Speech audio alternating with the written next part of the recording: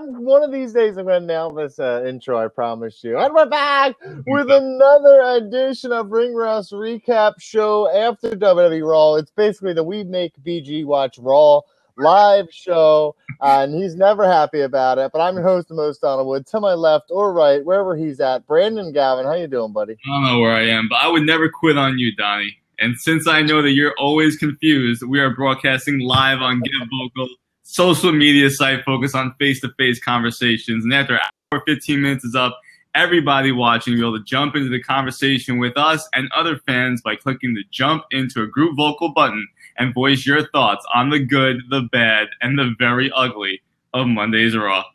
And do that. Jump into the group vocals with us. We have a lot more fun talking one-on-one. It's a lot less of a regimented format. So if you want to kind of just get personal with us, do that. Jump in afterwards. We have a lot of fun doing that. So everybody who's been trying, keep trying to use Google Chrome.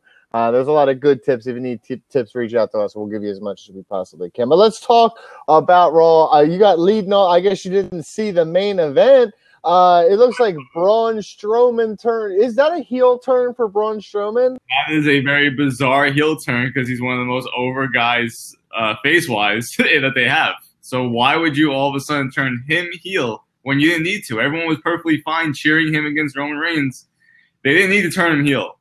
Now, I think it's a very bad decision to turn him heel, considering a week ago, the crowd in Brooklyn went nuts for him when he came out thinking everyone he was going to cash in. That's a bad move.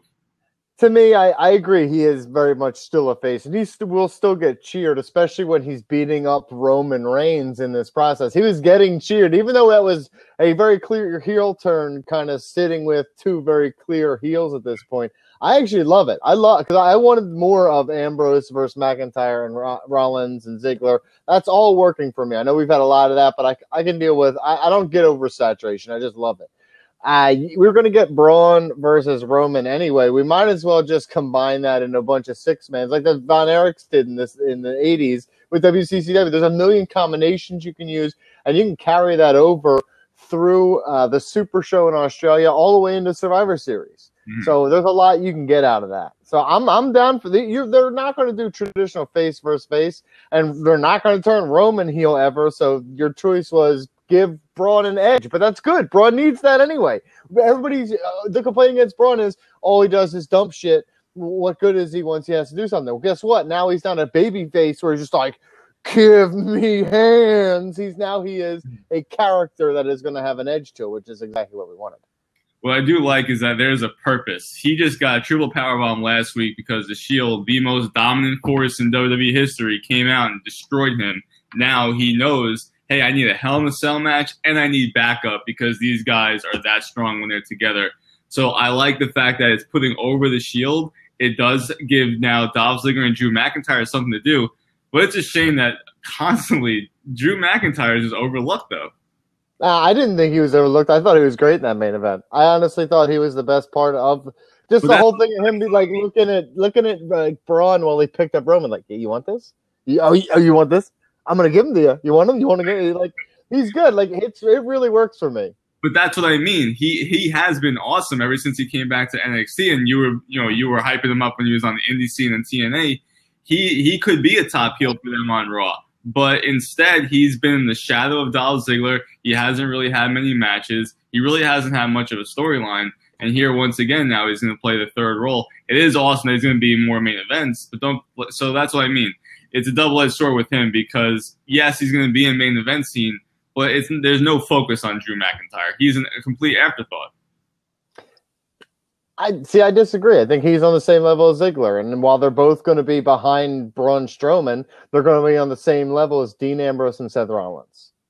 So at the worst, that's much better than they were going to get. That's better than most people from NXT get once they get called up.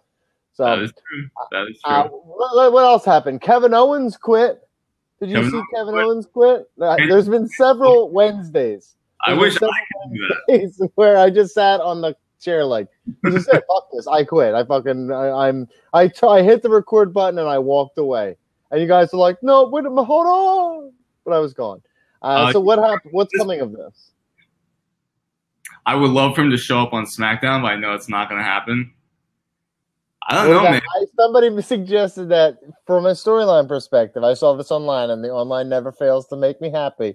Mhm. He's going to all in to Oh, just yeah. for a storyline purpose. You know what I That mean? would be incredible, and what they should have done was much more than what they did. Because I think CM Punk showed up somewhere when he was champion and left in 2011. That would be awesome if he did it, but there's no way in hell that he's going all in. Um, I would love for him to actually be off television until like the Royal Rumble, but that's not feasible either. No. I think we already got the tease of what's happening. Stephanie McMahon was already saying, "I want to get him back." So I think I don't know how we get him back, but he's come back soon, and he's come back with the help of Stephanie. So he's gonna stay a heel. He doesn't even have a place, which is absurd. But now that the Shield is facing with the Braun Strowman heel turn, essentially, he doesn't really have a place because he should have been the top heel all along. But he got squashed against Strowman, lost against Seth Rollins. Like, what else is he supposed to do? Where is he supposed to go? Bobby Lashley? Job after Bobby Lashley. This is not the same. Like, yeah. I just don't understand how he is that good and they treat him like shit. Well, I think it is because he is that good. They treat him like shit. It's what happens when you're so good at your job. They're like, you know what? We can put you against anybody and take the loss, and it doesn't even matter. It's a good heel is like that. The problem is they just don't ever keep him on top. Sure, but he doesn't even have like a true. He didn't really have a storyline. Yeah, well, I mean, show me someone on the roster not named Roman Reigns or Braun Strowman without a storyline at this moment, and I'll show you Ronda Rousey. But most of them actually do have storylines. Kevin Owens was just getting destroyed by Braun Strowman every week, like just getting chased around like that Benny Hill music. It should have been playing all the time. Right. Well, let's talk about Ronda Rousey. Let's talk about Trish Stratus comeback. She's like, did you hear about my Stratusfaction yoga, Mark? Did you do your research? And you're like, listen, Trish, you were my hero. Don't do that to me. Holy shit. But yeah, we got a good segment out of that, a really good segment. It was good seeing Trish back. Elias got owned by Trish. He owned Toronto, then owned Trish, and then Trish owned him. That was fun. Getting Mickey James out there at the same time with Trish is always a fun time. This was all good. I enjoyed all of what they did here. Except for, I didn't like when Alexa Bliss came out, no sling. All of a sudden, 2 weeks later, oh, you didn't break my arm. She wore an elbow pad, so I was down for it. She still made a little, it's like she should have had some of that kinesio tape or whatever they call it. Everybody's got like on their neck and their nose and shit. She said she was already like cleared to wrestle. I was like, come on. Like, it was just last week that you got your arm. Yeah, but she's, no. It bends like that, so you can't hurt it, right? It's like when someone's super flexible gets stuck in a figure four or in a sharpshooter. It's like, whatever, this doesn't bother me. No. I don't know. I'm never that guy because I haven't seen my toes in 2 years, shit, let alone touch them. Come on, don't even think so. But yeah, no, I thought here's my problem with the women's division. I thought what we got on Raw with Alicia Fox wrestling, it is what it is. You're just trying to keep the big players away from each other, so you let the little fish swim for a little while. And I get that. I'm totally okay with all that. My problem is, okay, why are the Bella twins back, and why do I have to deal with this? Wait, why is Brie Bella wrestling on Raw and essentially the SmackDown brand? The hottest free agent in wrestling. Look, she's John Cena deal over here. He's taking everything that John Cena has previously done and then throwing it at Brie Bella. It's like, hey, Nikki Bella and John Cena had a mixed tag team match with The Miz and Maurice. Go do it with Daniel Bryan. It's like, John Cena was on both shows. Brie Bella, come. What? Why is this happening? I think that I'm more mad that we have to continue. Like, let's do a selfie. Told you it was real. Like, I feel like that's what it was like when Mike Chiari was trying to take pictures with me in New Orleans. I'm like, like, nah. I don't want nobody knowing I'm with you. You're like, no. I desperately need this in my life. And you're like, oh, okay, take it easy. But yeah, but like, I'm not happy about that.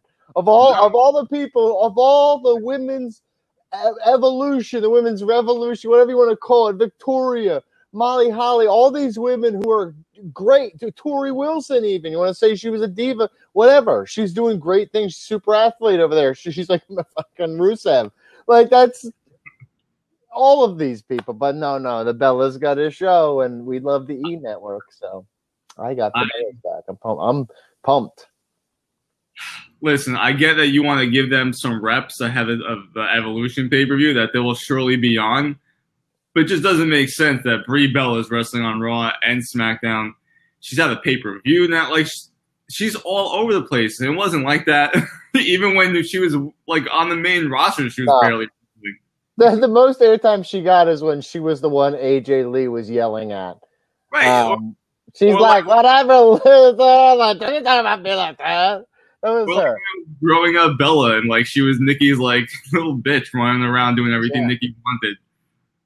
That was terrible. Really, really super bad. Let's talk real quick. I want to ask you, Shawn Michaels coming back next week, going to be staring every which way but loose. So what does he do? What does he do? Does he help sell a match I don't give a shit about 5 years before it happens? Dude, I'm pretty sure they did this exact same thing six years ago when they had their end of an era match. Apparently, that era is still going on. I thought it was over. I thought Once in a Lifetime was a thing also. They just keep playing me. You keep listening to the taglines. They're just dumbass taglines. Stop listening to them. I love taglines. No, listen, let me say, this is genuinely, I don't care about Triple H versus Undertaker. I've seen it a bunch of times, didn't like it, don't like Triple H. Shawn Michaels getting involved makes me like this less. But I can see how casual fans are like, oh, cool, this is really fun times. It's stupid, and I don't care about it. It's very far away. I know you're trying to fill up this huge stadium, but you're doing it at the price of my enjoyment, and now I'm pissed because I don't care about this. You give me Undertaker versus Kevin Owens. Yeah, that would have been awesome. You are right about that. That would be a great match. Dude, Triple H and Undertaker, my top two favorite wrestlers of all time. I don't even want to see this match. Triple H versus Dean Ambrose, Undertaker versus Kevin Owens. Oh, you're muted. Good. I hope everybody can't hear him, but they can hear me. I am done. Now I'm muted. Now you're muted also, you asshole. You done? You're muted? No, I'm better now. Or I think we're still going. It doesn't matter. I don't care what they say out of time or not. And we're out of here. What an episode of Raw. What an episode. BG, go ahead. Well, in a moment, our live stream will end. It's probably already over.